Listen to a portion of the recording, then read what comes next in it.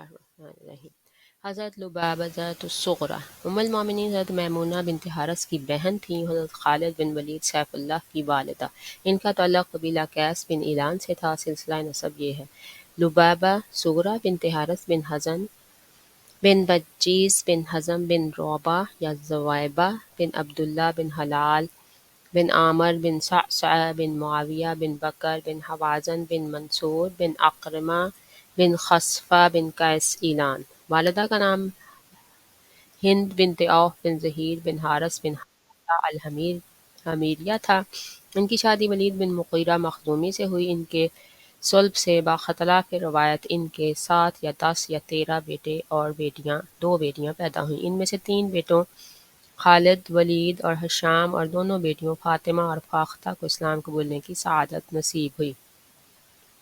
علامہ ابن سعد اور حافظ ابن حجر نے لکھا ہے کہ حضرت لبابۃ الصغریٰ بھی شرف اسلام سے بہرہ ہو گئی تھیں۔ ان کے فرزند حضرت ولید بن ولید نے عمرۃ القضاء کے بعد وفات پائی تو ان کو شدید صدمہ پہنچا۔ حضور نے ان کی ناگفتہ بہ حالت دیکھی تو انہیں ولید کے ماتم میں مرثیہ کہنے کی بطور خاص اجازت مرحمت فرمائی تاکہ اپنے دل کی بھڑاس نکال سکیں۔ چنانچہ وہ نہایت دلدوز لہجے میں مرثیہ پڑھتی تھیں، جس کا ایک شعر یہ ہے: اے آنکھوں اس ولید کی یاد میں آنسو بہاؤ جو شجاعت اور دلاوری میں اپنے باپ کی طرح خاندان کا ہیرو تھا۔ سرور عالم صلی اللہ علیہ وسلم نے یہ مرثیہ سنا تو فرمایا تم اس کی بجائے قرآن کی یہ آیت تلاوت کرو: وَجَاءَتْ سَكْرَةُ الْمَوْتِ بِالْحَقِّ ذَلِكَ مَا كُنْتَ مِنْهُ تَحِيدُ۔ اور موت کی بے ہوشی ضرور آ کر رہے گی، اس وقت کہا جائے گا کہ یہ وہ ہے جس سے تو بھاگتا تھا۔ اہل سیر نے حضرت لبابہ صغریٰ کی سال وفات کی تصریح نہیں کی، البتہ حافظ ابن حجر نے الاصابہ میں لکھا ہے کہ وہ حضرت عمر فاروق کے عہد خلافت تک زندہ رہیں۔ حضرت فاطمہ بنت ولید مخزومیہ حضرت خالد بن ولید کی بہن تھیں۔ سلسلہ نسب یہ ہے: فاطمہ بنت ولید بن مغیرہ بن عبداللہ بن عمر بن مخزوم۔ ان کی شادی اپنے ابن عم حارث بن ہشام مخزومی سے ہوئی۔ وہ بن مخزوم کے رئیس اور ابو جہل کے حقیقی بھائی تھے۔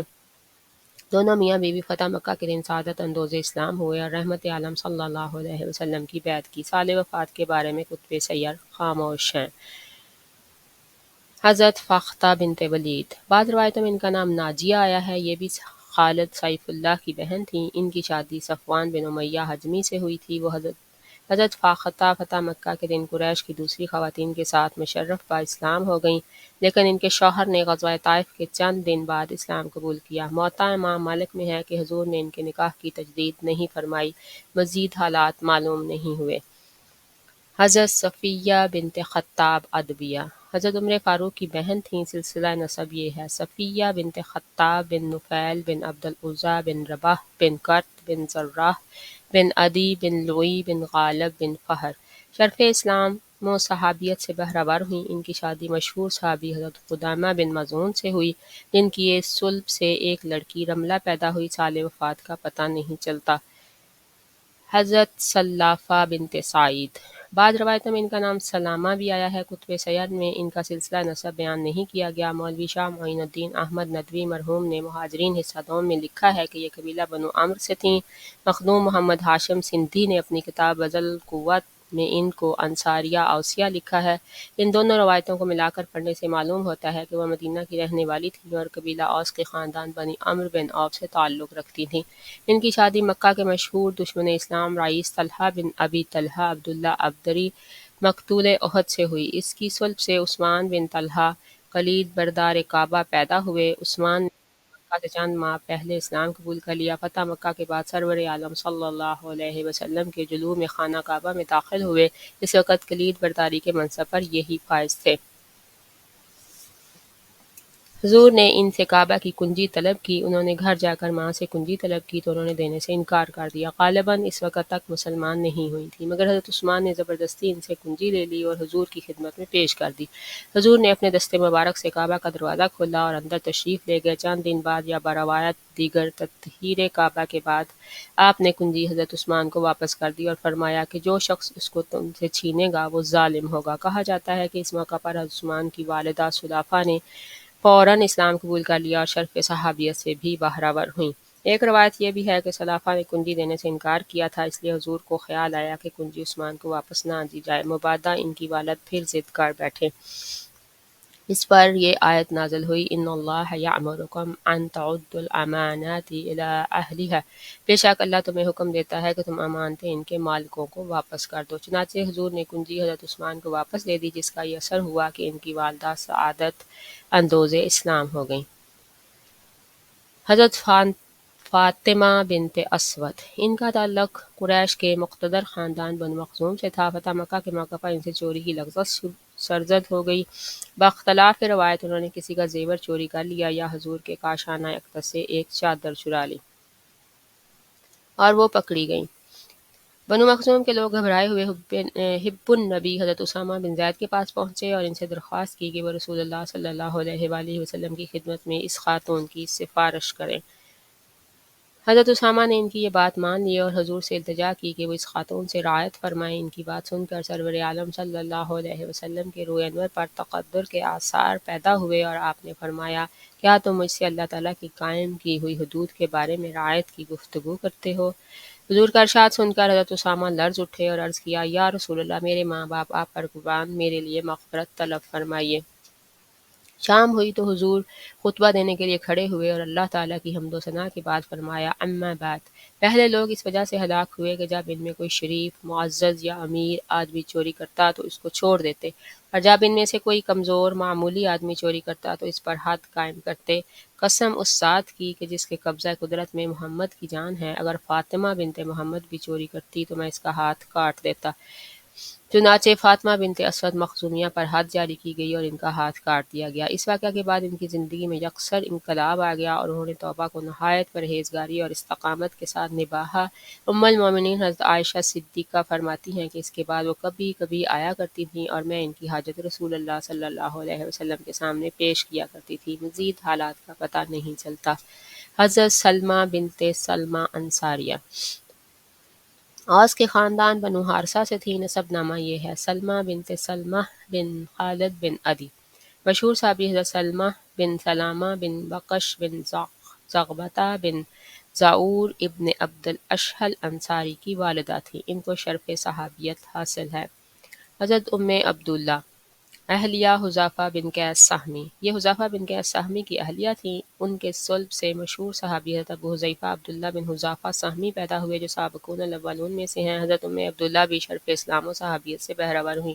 صحیح بخاری اور صحیح مسلم میں حضرت انس بن مالک سے روایت ہے کہ ایک دن آفتاب ڈھلنے کے بعد رسول اللہ صلی اللہ علیہ وسلم باہر تشریف لائے اور صحابہ کو ظہر کی نماز پڑھائی۔ سلام پھیر کر آپ ممبر پر کھڑے ہوئے اور قیامت کا ذکر فرمایا۔ اس ضمن میں یہ ذکر بھی کیا کہ قیامت سے پہلے بڑے بڑے واقعات رونما ہوں گے۔ اس کے بعد فرمایا، جو شخص مجھ سے کوئی بھی سوال پوچھنا چاہے پوچھ لے، خدا کی قسم جب تک میں اس جگہ کھڑا ہوں تو مجھ سے جو دریافت کرو گے میں تم کو بتا دوں گا۔ انس کہتے ہیں کہ لوگ یہ سن کر بہت روئے۔ ادھر آپ بار بار فرماتے تھے کہ پوچھو پوچھو۔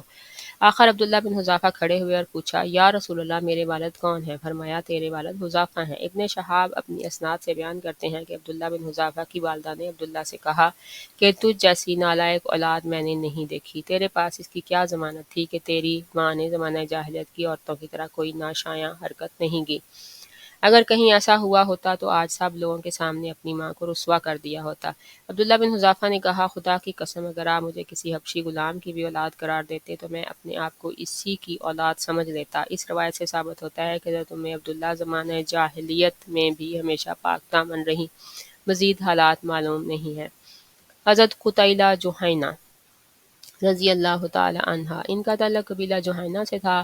امام نسائی نے سنن نسائی میں اس سے مروی یہ حدیث درج کی ہے کہ ایک یہودی رسول اللہ صلی اللہ علیہ وسلم کی خدمت میں آیا اور اس نے کہا کہ تم مسلمان خدا تعالیٰ کا ہمسر تجویز کرتے ہو اور دوسروں کو اس کا شریک ٹھہراتے ہو۔ ایک تو تم یوں کہتے ہو ماشاء اللہ وشیت، یعنی اللہ کی مشیت اور رسول اللہ صلی اللہ علیہ وسلم کی مشیت کو برابر برابر بیان کرتے ہو، اور دوسرے کعبہ کی قسم کھاتے ہو حالانکہ کعبہ مخلوق ہے۔ اس کے بعد حضرت صلی اللہ علیہ وآلہ وسلم نے صحابہ کو حکم دیا کہ آئندہ جب قسم کھانے کا ارادہ کریں تو رب کعبہ کی قسم کھایا کریں اور میری مشیت کا ذکر اللہ کی مشیت کے ذکر کے بعد کیا کریں۔ حضرت قتیلہ جوہینہ کی مزید حالات کسی کتاب میں نہیں ملتے۔ ایک دیہاتی صحابیہ रसूल अकरम सल्लल्लाहु अलैहि वसल्लम एक दफ़ा हज़रत अबू बकर सिद्दीक़ के हमरा मदीना मुनव्वरा के एक नवाही गांव में तशरीफ़ ले गए। वहाँ गांव से अलग एक मकान था। हुजूर ने इसी में क़याम करने का इरादा फरमाया। आपने इस घर के दरवाजे पर दस्तक दी तो एक खातून बाहर निकली। उन्होंने कहा, ए अल्लाह के बंदे, मैं इस वक्त यहाँ तन्हा हूँ। बेहतर यह है कि तुम कबीले के सरदार के पास जाओ, वो तुम्हारी मेज़बानी करेगा। यह शाम का वक्त था। इतने में इन खातून का लड़का अपनी बकरियां हंकाता हुआ आ गया। खातून ने बेटे से कहा कि एक बकरी और छुरी ले और इन दो आदमियों को दे आ। साथ ही इनसे कह कि मेरी माँ कहती है इस बकरी को ज़िबा करके खुद भी खाओ और हमें भी खिलाओ। वो लड़का बकरी और छुरी लेकर हुजूर की खिदमत में आया तो आपने इससे फरमाया कि छुरी ले जा और एक बड़ा बर्तन ला। लड़के ने कहा, यह बकरी दूध से सूख गई है और ये दूध नहीं देगी। हुजूर ने फरमाया, तू बर्तन तो ला। वो एक बड़ा बर्तन ले आया। हुजूर ने बकरी के थन पर हाथ फेरा, फिर दोहा, यहाँ तक कि वो बर्तन दूध से भर गया। आपने लड़के से फरमाया कि इसे अपनी माँ के पास ले जा। चुनाचे इसकी माँ ने खूब सैर होकर दूध पिया। लड़का फिर वही बर्तन आपके पास लाया। आपने फरमाया, इस बकरी को ले जा और दूसरी ले आ। आपने दूसरी बकरी का दूध भी इसी तरह दोहा और हज़रत अबू बकर सिद्दीक़ को पिलाया। फिर एक और बकरी तलब की और इसके साथ भी ऐसा ही किया। इस मरतबा आपने खुद दूध नोश फरमाया। रात वहाँ गुजार कर आपने मदीना मुनव्वरा को मराजअत फरमाई। इन खातून की बकरियों में अल्लाह ताला ने इतनी बरकत दी कि वो एक बड़े रेवड़ की मालिक हो गईं। कुछ मुद्दत के बाद वो खातून और उनका बेटा अपना रेवड़ लेकर बकरियां फरोख्त करने मदीना मुनव्वरा आया। इत्तफाकन हज़रत अबू बकर सिद्दीक़ इधर से गुजरे। खातून के बेटे ने इनको पहचान लिया और अपनी वालिदा से कहा कि ये वही शख्स है जो दूध धोने वाले मुबारक शख्स के साथ था। वो खातून आगे बढ़कर हुजूर हज़रत अबू बकर सिद्दीक़ से पूछने लगीं कि ए अल्लाह के बंदे, वो आदमी जो तुम्हारे साथ थे कहाँ हैं? हज़रत अबू बकर ने फरमाया, बीबी क्या तू जानती है वो कौन है? उन्होंने कहा, नहीं। हज़रत अबू बकर ने फरमाया, वो नबी अकरम सल्लल्लाहु अलैहि वसल्लम है। खातून ने कहा, तो मुझे इनके पास ले चलो। हज़रत अबू बकर सिद्दीक़ खातून को साथ लेकर हुजूर की खिदमत में हाजिर हुए। आपने इन्हें खाना खिलाया, लिबास दिया और अतिया से भी नवाजा। खातून ने हुजूर की खिदमत में फनीरा और देहात की कुछ और चीज़ें पेश कीं और सआदत अंदोज़े इस्लाम हो गईं। अहले सयर ने इन खातून का नाम व नसब और दूसरे हालात बयान नहीं किए। बहकी इब्न कासर इब्न कसीर की रवायत। हज़रत खौला बिन्त सामर अंसारिया रज़ी अल्लाह ताला अन्हा अंसार के किसी कबीले से ताल्लुक़ रखती थीं। शौहर का नाम हमज़ा था। सही बुखारी में इनसे रवायत है कि मैंने रसूलुल्लाह सल्लल्लाहु अलैहि वसल्लम को सुना था कि आप फरमा रहे थे, बहुत से आदमी अल्लाह ताला के माल में ऐसा नाहक तसर्रुफ़ करते हैं जिसमें खुदा ताला की खुशनुदी नहीं। क़यामत के दिन इनके लिए दोज़ख है। मज़ीद हालात नहीं मिलते।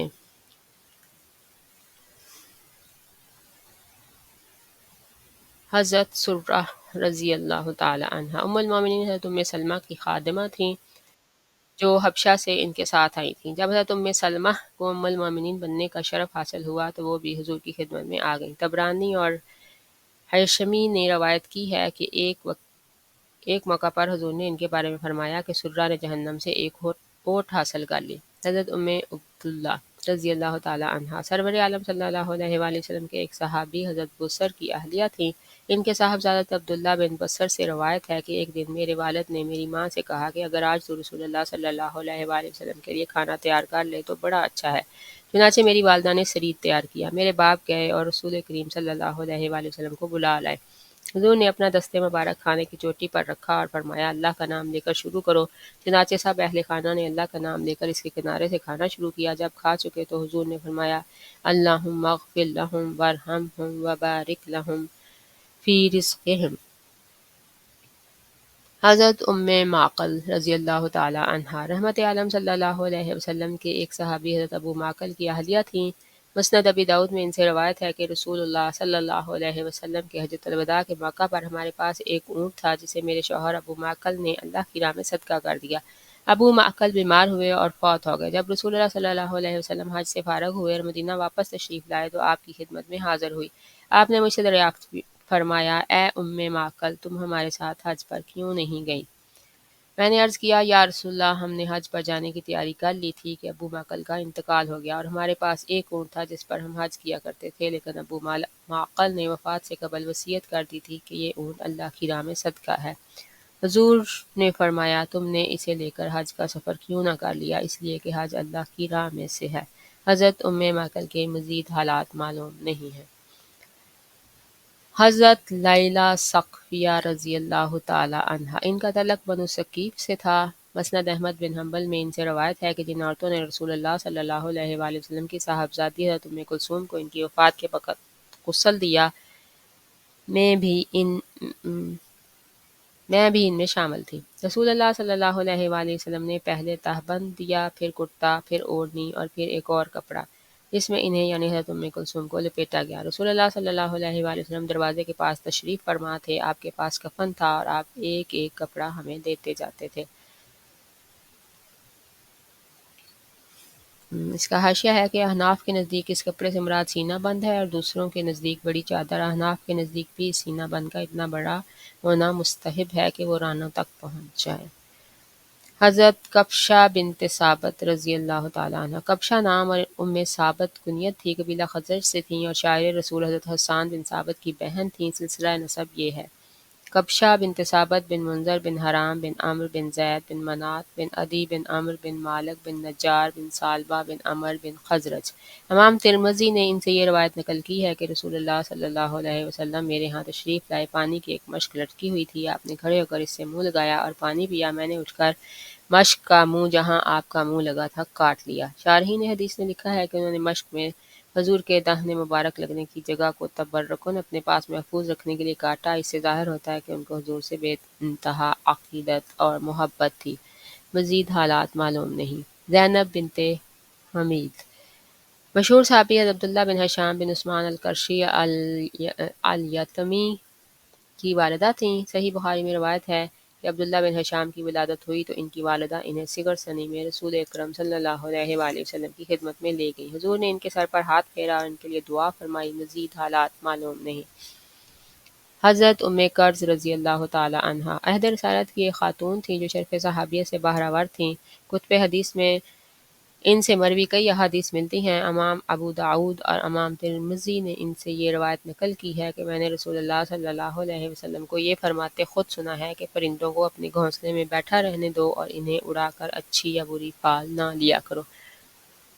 امام احمد اور ابن ماجہ نے ان سے یہ روایت نقل کی ہے کہ میں نے نبی صلی اللہ علیہ وآلہ وسلم سے خود سنا ہے کہ نبوت تو ختم ہوئی، ہاں صرف مبشرات باقی ہیں۔ بنت حسین بن عبید رضی اللہ تعالی عنہا۔ مشہور صحابی حضرت عمران بن حسین کی بہن تھیں۔ سلسلہ نسب یہ ہے: بنت حسین بن عبید بن خلف بن عبد نہم بن حذیفہ بن جہمہ بن قاذرہ بن جشیہ حبشیہ بن کعب بن عمرو القعبی۔ سن ہجری کی ابتدا میں اپنے والد اور بھائی کے ساتھ بارگاہ رسالت میں حاضر ہوئیں، انہی کے ساتھ اسلام قبول کیا اور پھر وطن لوٹ گئیں۔ حضرت ام عبداللہ اہلیہ عامر بن قریظ۔ مشہور صحابی حضرت عبداللہ بن عامر کی والدہ تھیں اور شرف صحابیہ سے بہرہ تھیں۔ ان کے شوہر عامر بن قریظ فتح مکہ کے موقع پر سعادت اندوز اسلام ہوئے۔ قیاس یہ ہے کہ وہ بھی انہی کے ساتھ مشرف با اسلام ہوئی۔ ابو داؤد اور بیہقی نے حضرت عبداللہ بن عامر سے روایت کی ہے کہ ایک دن میری والدہ نے مجھے بلایا، اس وقت رسول اللہ صلی اللہ علیہ وسلم ہمارے گھر میں رونق افروز تھے۔ میری والدہ نے کہا، ادھر آ، میں تجھے کچھ دوں گی۔ آپ نے پوچھا، تم نے اس کو کیا چیز دینے کا ارادہ کیا ہے؟ وہ بولی، میں نے ایک کھجور دینے کا ارادہ کیا ہے۔ آپ نے فرمایا کہ اگر تم نے یہ ارادہ نہ کیا ہوتا تو اتنی سی بات بھی تمہارے نامہ اعمال میں ایک جھوٹ لکھ دی جاتی۔ اس روایت سے معلوم ہوتا ہے کہ حضور کبھی کبھی ام عبداللہ کے گھر تشریف لے جاتے تھے۔ ان کے شوہر عامر بن قریظ حضور کے پھوپھی زاد بھائی تھے، کیونکہ حضور کی حقیقی پھوپھی ام حکیم البیضاء بنت عبد المطلب قریظ بن ربیعہ کی اہلیہ تھیں۔ مزید حالات معلوم نہیں۔ زوجہ حضرت ابو ہریرہ۔ جلیل القدر صحابی سیدنا حضرت ابو ہریرہ کی اہلیہ تھیں، نہایت عبادت گزار خاتون تھیں۔ صحیح بخاری میں ہے کہ حضرت ابو ہریرہ اور ان کی بیوی اور خادم نے نماز کے لیے رات کے 3 حصے کر لیے تھے۔ ان میں جب ایک نماز سے فارغ ہو چکتا تھا تو دوسرے کو نماز کے لیے جگا دیتا تھا۔ مزید حالات معلوم نہیں ہیں۔ زوجہ حضرت ابو قیس سرمہ رضی اللہ تعالی عنہا۔ مشہور صحابی حضرت ابو قیس سرمہ بن ابی انس قیس کی اہلیہ تھیں۔ حضرت ابو قیس سرمہ سرور عالم صلی اللہ علیہ وآلہ وسلم کے مدینہ منورہ میں نزول اجلال فرمانے کے بعد سعادت اندوز اسلام ہوئے۔ اس وقت ان کا عالم پیری تھا۔ ضعیف العمری کے باوجود پابندی سے روزے رکھتے تھے اور دن بھر کھیت میں کام کرتے تھے۔ ایک دن رمضان المبارک کے مہینے میں شام کو گھر آئے اور افطار کے لیے بی بی سے کھانا مانگا۔ سوئے اتفاق سے گھر میں کچھ نہ تھا۔ وہ باہر گئیں کہ کھانے پینے کی کوئی چیز تلاش کر کے لائیں، لیکن اس اثناء میں حضرت ابو قیس سرمہ کی آنکھ لگ گئی اور وہ کھانا نہ کھا سکے۔ ابتدائے اسلام میں قاعدہ تھا کہ افطار کے وقت کوئی سو جائے تو تمام رات اور دوسرے دن تک روزہ رکھے۔ बीबी ने वापस आकर इन्हें सोते देखा तो कहा, खैबह लकी, तुम पर अफसोस है। वो सुबह उठे तो फिर रोज़ा रखे हुए काम धंधे के लिए निकल गए। दोपहर हुई तो काम की मेहनत और भूख की शिद्दत से बेहोश हो गए। इस पर यह आयत नाज़िल हुई, वकुलू वशरबू हत्ता यतबय्यन लकुमुल खैतुल अबयज़ु मिनल खैतिल अस्वद, और खाओ पियो इस वक्त ताकि तुमको सफ़ेद खत सुबह सादक का स्याह खत से मुतमय्यज़ हो जाए। यानी तुम लोग तुलुए फजर तक खाना खा सकते थे। बारगाह इलाही से सहूलत पाकर लोग बहुत खुश हुए। हज़रत अबू कैस सरमा की अहलिया के बारे में मज़ीद हालात नहीं मिलते। एक नेक दिल अंसारिया। हज़रत सहल बिन साद अंसारी से रिवायत है कि हम में एक औरत थी, और एक रिवायत में है कि हमारे यहाँ एक बुढ़िया थी कि चकंदर की जड़ें हंडिया में डालती और जौ के दाने पीस कर रखती। जब हम जुमा की नमाज पढ़ कर आते तो हम इसको सलाम कहते और वो हमें खाना पेश करती। सही बुखारी। हज़रत सौदा जारिया रज़ी अल्लाह ताला अन्हा। तिरमिज़ी शरीफ में हज़रत बुरैदा से रिवायत है कि रसूलुल्लाह सल्लल्लाहु अलैहि वसल्लम किसी गज़वा के लिए बाहर तशरीफ़ ले गए। जब आप खैरियत वापस तशरीफ़ लाए तो एक स्याह फाम बांदी सौदा आपकी खिदमत में हाजिर हुई और कहने लगी, या रसूलल्लाह, मैंने मन्नत मान रखी थी कि अगर अल्लाह ताला आपको सही और सालम वापस ले आया तो मैं इसकी खुशी में आपके सामने दफ बजाऊंगी। दफ अरब कदीम में खुशी के मौके पर दफ बजाया करते थे। दफ लकड़ी का बना हुआ एक गोल दायरा होता है जिसके एक तरफ चमड़ा चढ़ा होता है। इसकी आवाज़ बेकैफ होती है, एक ढोलक जैसे।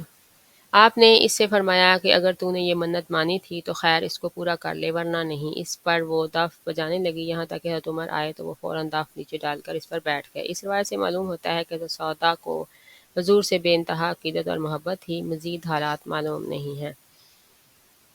हज़रत उम्मे हफ़ैद बिन्त हारिस रज़ी अल्लाह ताला अन्हा।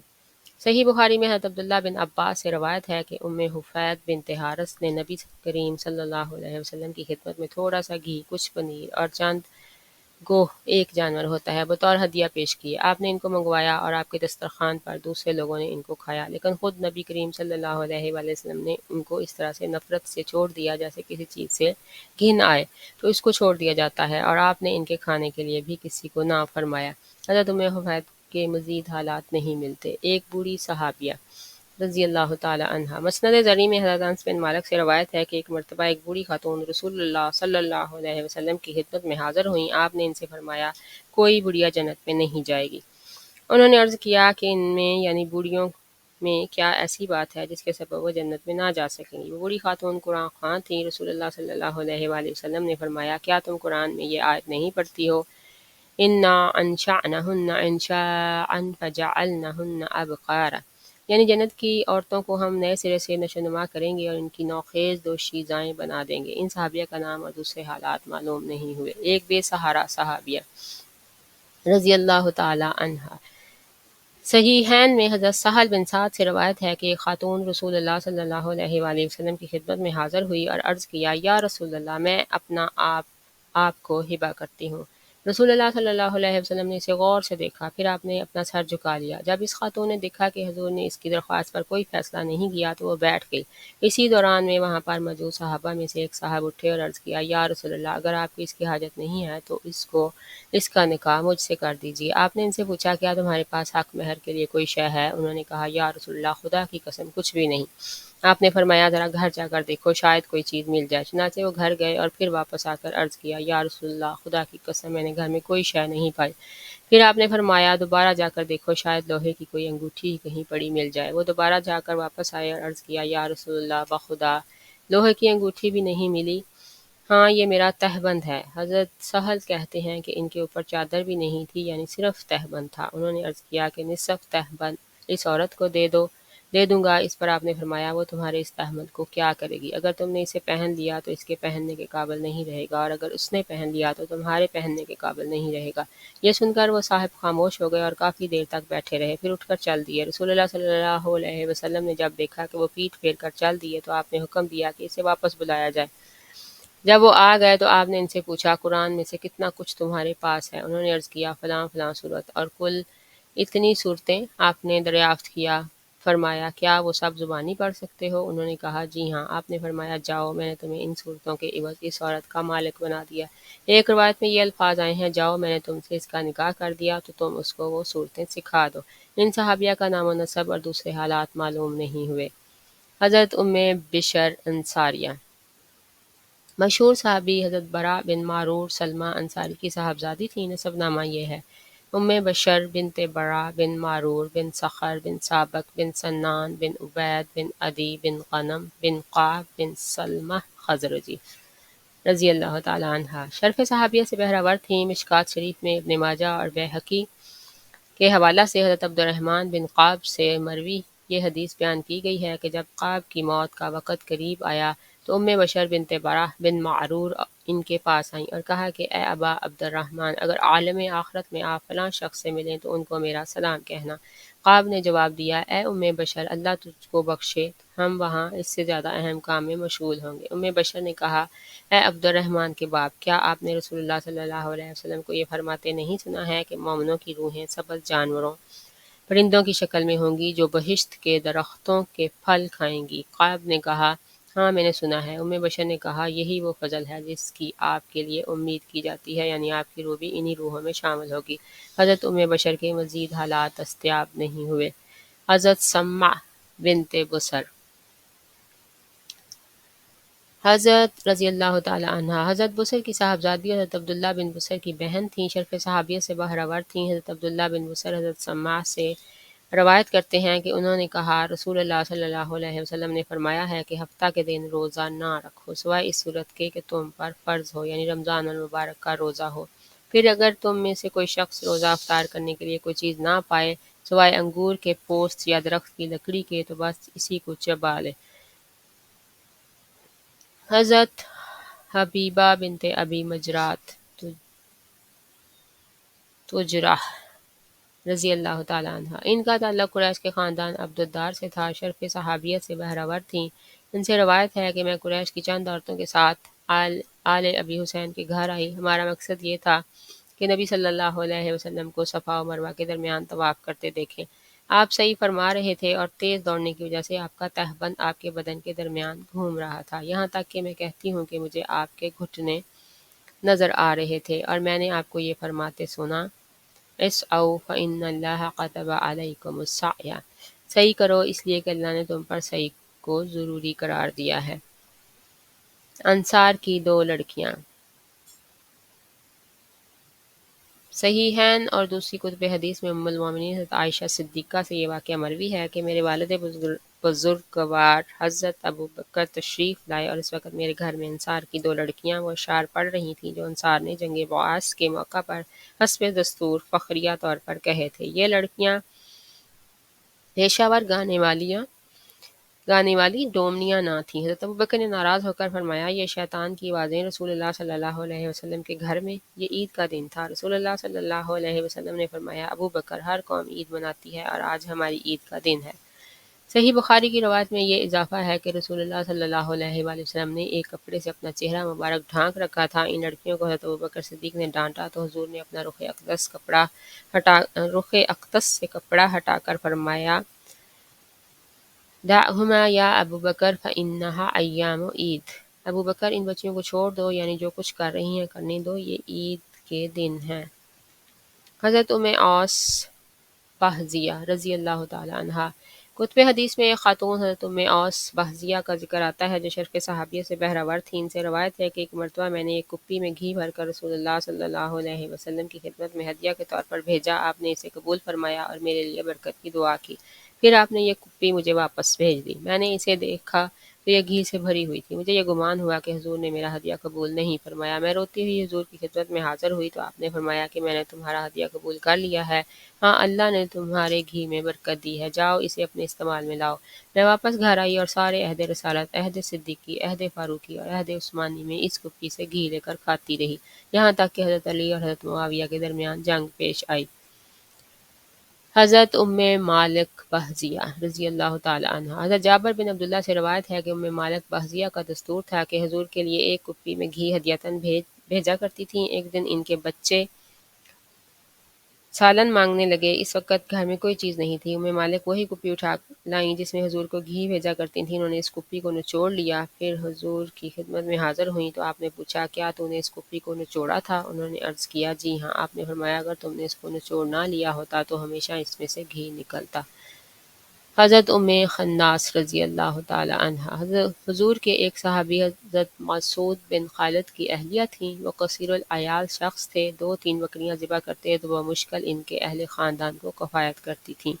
ایک مرتبہ انہوں نے ایک بکری حضور کی خدمت میں ہدیۃً بھیجی۔ آپ نے اسے ذبح کرنے کے بعد اس کا کچھ گوشت حضرت مسعود کے گھر بھی بھیج دیا۔ حضرت مسعود بن خالد گھر آئے تو اپنی اہلیہ ام خناس کے پاس گوشت دیکھا، پوچھا، یہ کہاں سے آیا ہے؟ ام خناس نے جواب دیا کہ رسول اللہ صلی اللہ علیہ وسلم نے بھیجا ہے، اور یہ اس بکری کا گوشت ہے جو تم نے حضور کی خدمت میں ہدیۃً پیش کی تھی۔ حضرت مسعود نے کہا، تو پھر تو اسے اپنے بال بچوں کو کیوں نہیں کھلاتی؟ ام خناس نے کہا، یہ سب کھا چکے ہیں اور یہ گوشت ان سے بچ رہا ہے۔ حضرت نفیسہ بنت منیہ رضی اللہ تعالی عنہا، بعض روایتوں میں ان کا نام نفیسہ بنت امیہ بھی آیا ہے، لیکن صحیح بنت منیہ ہی ہے۔ قریش کے کسی قبیلہ سے تھیں اور حضرت خدیجہ الکبریٰ کی خادمہ یا سہیلی تھیں۔ ابن سعد نے ان سے روایت کی ہے کہ حضرت خدیجہ نے نکاح کی خواہش ظاہر کرنے سے پہلے مجھے رسول اللہ صلی اللہ علیہ وآلہ وسلم کے پاس بھیجا تاکہ آپ کی مرضی معلوم کروں۔ میں نے جا کر آپ سے کہا، اے محمد صلی اللہ علیہ وسلم، آپ شادی کیوں نہیں کر لیتے؟ فرمایا، ابھی شادی کے لیے میرے پاس وسائل نہیں ہیں۔ میں نے کہا، آپ کو ایک ایسی جگہ شادی کرنے کی دعوت دی جا رہی ہے جہاں حسب و نسب، دولت، جمال اور ذہانت و فراحت سب کچھ موجود ہے، کیا آپ اسے قبول کریں گے؟ فرمایا، وہ کون ہے؟ میں نے کہا، خدیجہ رضی اللہ تعالی عنہا۔ فرمایا، میری ان سے شادی کیسے ہو سکتی ہے؟ میں نے کہا، اسے آپ میرے اوپر چھوڑ دیں۔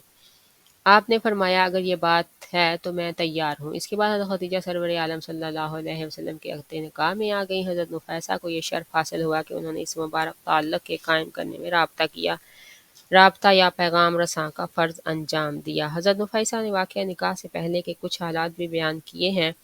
وہ کہتی ہیں کہ حضرت خدیجہ کا مال تجارت لے جانے سے پہلے ایک دن ابو طالب نے حضور سے کہا، بھتیجے، میں دولت مند آدمی نہیں ہوں، ہمارے حالات خراب ہو رہے ہیں اور ہمارے پاس کوئی مال تجارت بھی نہیں ہے۔ یہ قافلہ جو قریش شام کی طرف بھیج رہے ہیں، اس کے چلنے کا وقت قریب آ گیا ہے۔ اس میں خدیجہ بھی اپنا مال بعض لوگوں کے ہاتھ تجارت کے لیے بھیجنا چاہتی ہیں۔ اگر تم ان کے پاس جاؤ تو وہ تمہیں دوسروں پر ترجیح دیں گی، کیونکہ وہ تمہارے اخلاق اور کردار سے واقف ہیں۔ حضور نے فرمایا، شاید خدیجہ مجھے خود اس کام کے لیے بلائیں۔ ابو طالب نے کہا، کہیں ایسا نہ ہو کہ وہ کسی دوسرے کو اس کام کے لیے منتخب کر لیں۔ مگر حضور کا اندازہ بالکل صحیح نکلا۔ حضرت خدیجہ اس گفتگو سے پہلے ہی حضور کو پیغام بھیج چکی تھیں کہ آپ میرا مال تجارت سے ہیں۔ حضرت نفیسہ کہتی ہیں کہ حضور شام کے سفر تجارت سے واپس تشریف لائے تو جتنا منافع دوسرے لوگ حضرت خدیجہ کو لا کر دیتے تھے، آپ نے اس سے دگنا منافع لا کر دیا، اور حضرت خدیجہ نے بھی جتنا آپ کو دینے کا وعدہ کیا تھا، اس سے دگنا دیا۔ حضرت نفیسہ فتح مکہ کے بعد سعادت اندوز اسلام ہوئیں اور صحابیت کا شرف بھی حاصل کیا۔ حضرت کبشہ بنت واقد خزرج کے خاندان حارث بن خزرج سے تھیں۔ سلسلہ نسب یہ ہے، کبشہ بنت واقد بن عمرو بن اتنابہ جلیل القدر صحابی حضرت عبداللہ بن رواحہ انصاری شاعر رسول شہید موطا کی والدہ تھیں۔ شرف اسلامیت، اسلام و صحابیت سے بہرہ ور ہوئیں۔ مزید حالات دستیاب نہیں۔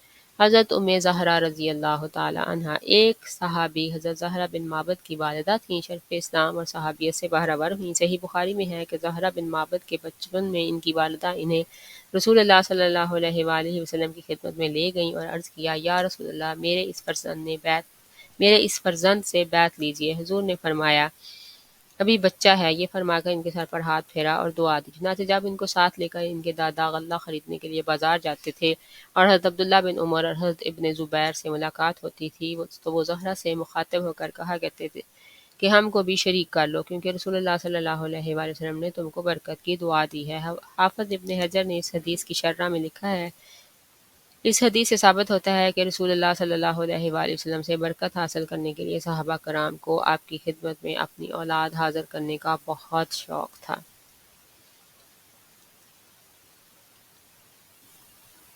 حضرت ام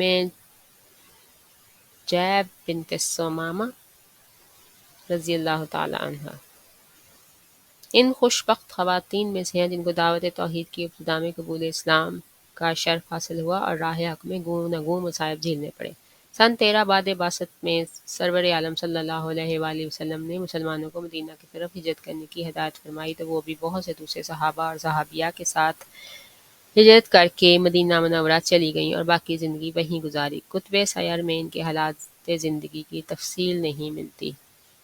حضرت وعد بنت جہدم رضی اللہ تعالی عنہا میں سعادت حافظ ابن کثیر نے اپنی تاریخ میں ان کا ذکر ان صحابیات میں کیا ہے جو دعوت حق کی ابتدا میں سعادت اندوز اسلام ہوئیں اور سن 6 بعد بعثت میں مہاجرین حبش کے دوسرے قافلے کے ساتھ حبش کی طرف ہجرت کی۔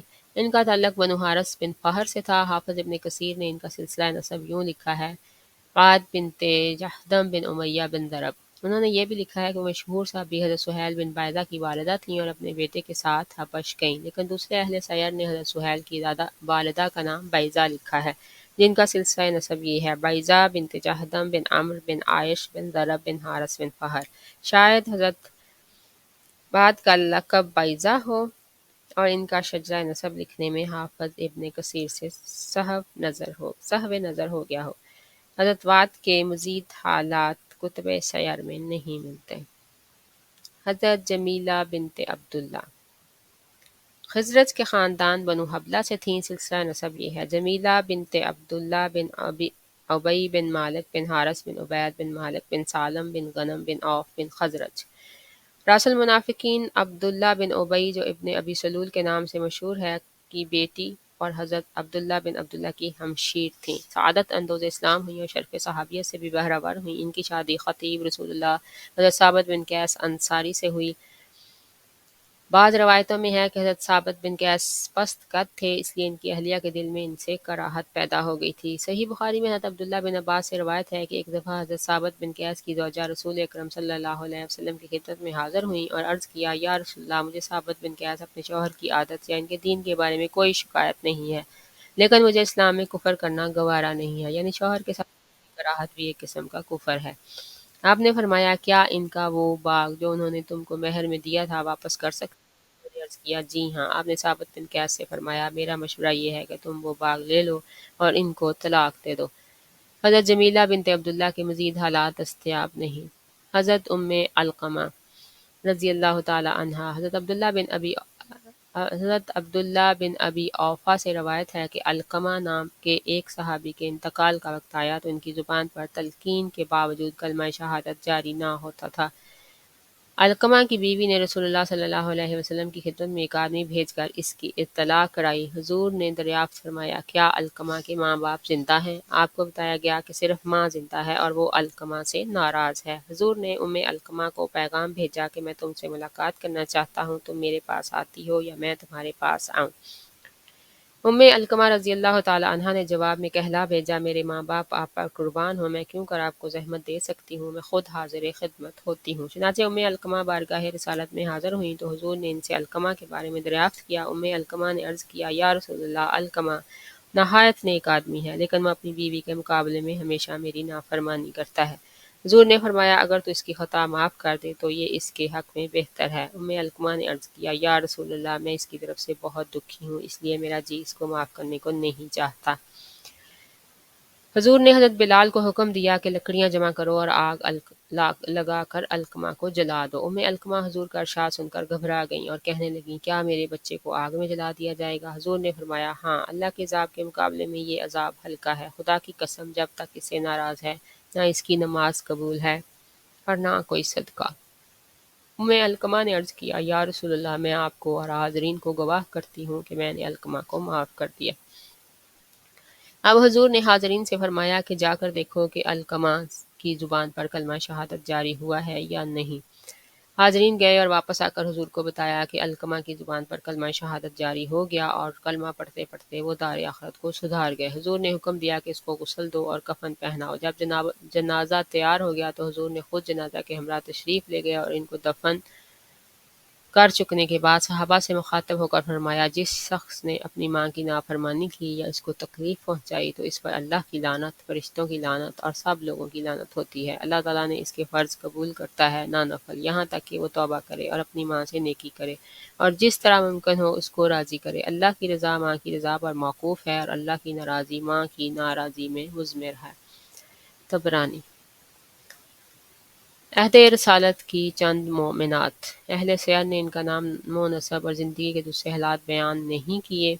صحیح بخاری میں حضرت ابو سعید خدری سے روایت ہے کہ ایک عورت نے رسول اللہ صلی اللہ علیہ وسلم کی خدمت میں حاضر ہو کر عرض کیا، یا رسول اللہ، مردوں نے آپ کی حدیثوں سے فائدہ اٹھایا، آپ اپنی طرف سے ہمارے لیے بھی ایک دن مخصوص فرما دیں کہ ہم آپ کی خدمت میں حاضر ہوں اور آپ ہم یعنی عورتوں کو وہ باتیں سکھائیں جو اللہ نے آپ کو سکھلائی ہیں۔ آپ نے فرمایا، اچھا، تم فلاں دن فلاں وقت اور فلاں جگہ جمع ہو جانا۔ چنانچہ عورتیں اس دن مقررہ جگہ اور مقررہ وقت پر جمع ہو گئیں اور رسول اللہ صلی اللہ علیہ وسلم نے ان کو وہ باتیں سکھائیں جو اللہ نے آپ کو سکھائی تھیں۔ اس کے بعد آپ نے فرمایا، جس نے اپنے آگے اپنے 3 بچوں کو بھیج دیا ہو، یعنی اس کے 3 بچے لڑکے یا لڑکیاں مر گئے ہوں، تو وہ اس کی اور آگ دوزخ کے درمیان پردہ بن جائیں گی۔ ان میں سے ایک عورت نے پوچھا، یا رسول اللہ، اگر 2 بچے بھیجے ہوں؟ اس نے یہ الفاظ 2 مرتبہ کہے۔ رسول اللہ صلی اللہ علیہ وسلم نے فرمایا، ہاں، خواہ 2 بھی بھیجے ہوں، 2 بھی بھیجے ہوں، 2 بھی بھیجے ہوں، وہ بھی بچوں سے محروم ہونے والے والدین کے لیے بخشش کا باعث ہوں گے۔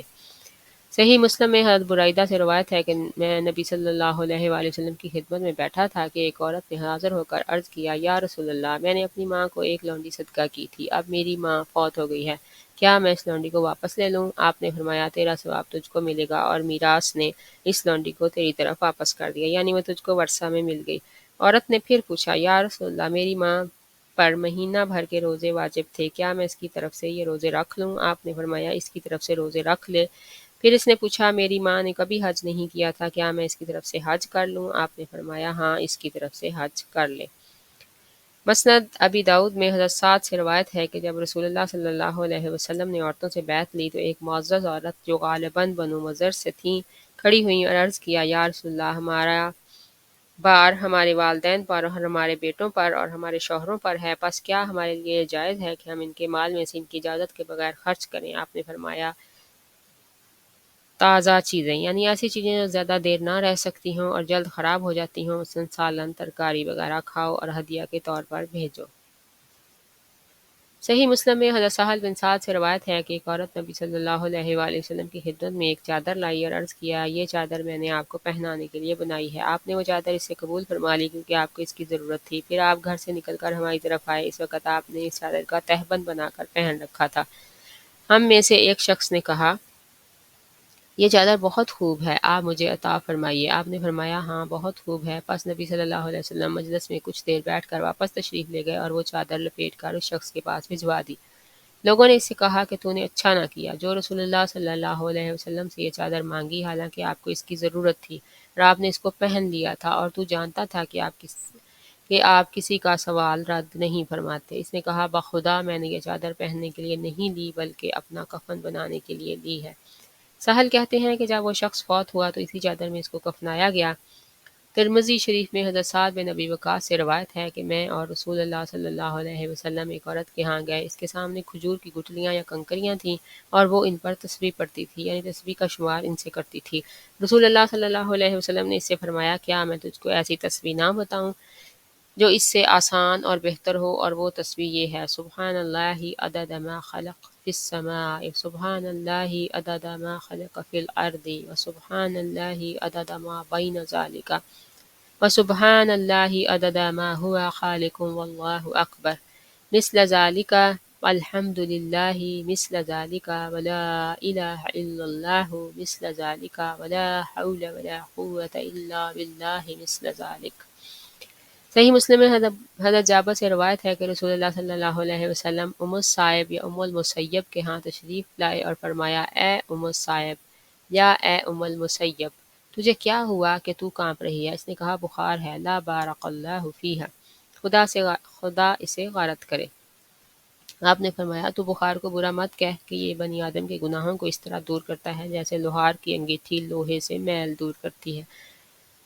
صحیحین میں حضرت اسما سے روایت ہے کہ ایک عورت نے نبی صلی اللہ علیہ وآلہ وسلم سے سوال کیا کہ یا رسول اللہ، میری ایک سوکن ہے، اگر میں اس کے سامنے یہ ظاہر کروں کہ خاوند مجھے فلاں چیز دیتا ہے حالانکہ وہ یہ چیز مجھے نہیں دیتا تو مجھ پر کیا گناہ ہے؟ یعنی جو کچھ خاوند مجھے دیتا ہے میں سوت کو جلانے کے لیے اس سے زیادہ ظاہر کروں؟ نبی صلی اللہ علیہ وسلم نے فرمایا کہ اس چیز کو ظاہر کرنا جو اس کو نہیں دی گئی جھوٹ کے دو کپڑے پہننے والے کی مانند ہے۔ ایک صحابی نے اپنی لڑکی کا نکاح اس سے دریافت کیے بغیر کسی سے کر دیا۔ لڑکی نے بارگاہ نبوی میں شکایت کی۔ حضور نے باپ کو بلا کر چاہا کہ نکاح فسخ کرا دیا جائے، لیکن لڑکی نے عرض کیا یا رسول اللہ، میں اب اس نکاح کو قبول کیے لیتی ہوں، میرا مقصد یہ تھا کہ میری بہنوں کی خواتین کے ذاتی حقوق کی توضیح ہو جائے۔ سنن ابن ماجہ میں ہے کہ حجۃ الوداع میں ایک خاتون اپنے بچے کو ساتھ لے کر رسول اکرم صلی اللہ علیہ وآلہ وسلم کی خدمت اقدس میں حاضر ہوئیں اور عرض کیا یا رسول اللہ، یہ بچہ بولنے سے معذور ہے۔ آپ نے پانی منگایا، ہاتھ دھویا اور کلی کی اور فرمایا کہ یہ پانی اس بچے کو پلا دو اور کچھ اس کے اوپر چھڑک دو۔ دوسرے سال وہ خاتون حضور کی خدمت میں حاضر ہوئیں اور بیان کیا کہ لڑکا بالکل اچھا ہو گیا اور بولنے لگا۔ مسند احمد بن حنبل میں ہے کہ ایک مرتبہ ایک صحابیہ رضی اللہ تعالی عنہا نے رسول کریم صلی اللہ علیہ وسلم کی دعوت کی، بکری ذبح کی اور آپ کو اور دیگر صحابہ کو کھانے کے لیے بلایا۔ آپ تشریف لے گئے، گوشت کا ایک لقمہ آپ نے ابھی چکھا ہی تھا کہ فرمایا یہ بکری اپنے مالک کی اجازت کے بغیر ذبح کی گئی ہے۔ میزبان صحابیہ نے عرض کیا یا رسول اللہ، آل معاذ اور ہمارے خاندان میں بے تکلفی کے تعلقات ہیں، وہ ہماری چیز پوچھے بغیر لے لیتے ہیں اور ہم ان کی چیز۔ اس سلسلے کی ایک دوسری روایت میں ہے کہ اس نے جواب دیا کہ ہاں یا رسول اللہ، میں نے پڑوسن سے یہ بکری مانگی تھی، اس نے اپنے شوہر سے پوچھے بغیر دے دی۔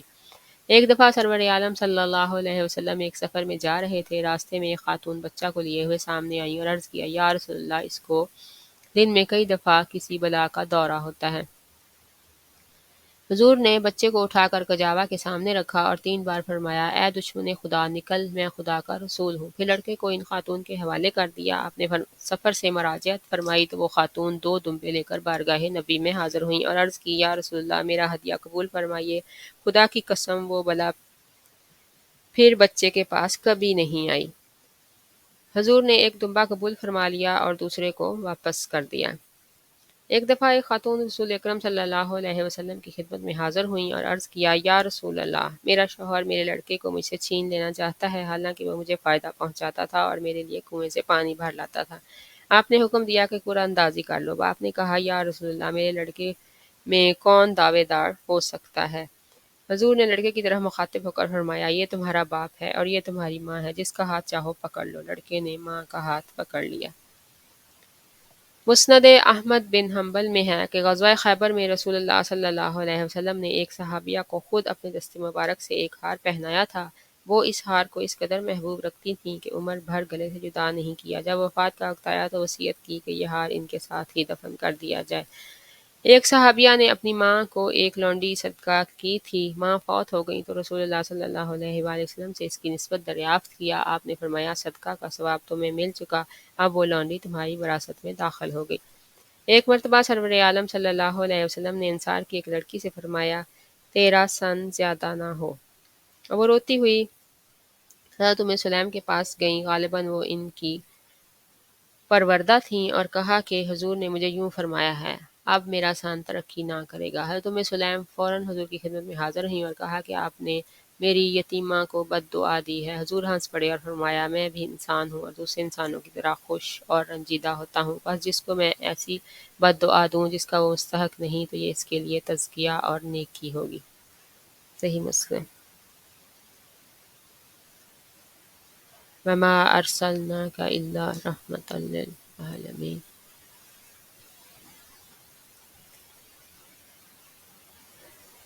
جزاک اللہ خیرا کثیرا۔ تو آپ ختم ہوئی؟ الحمدللہ۔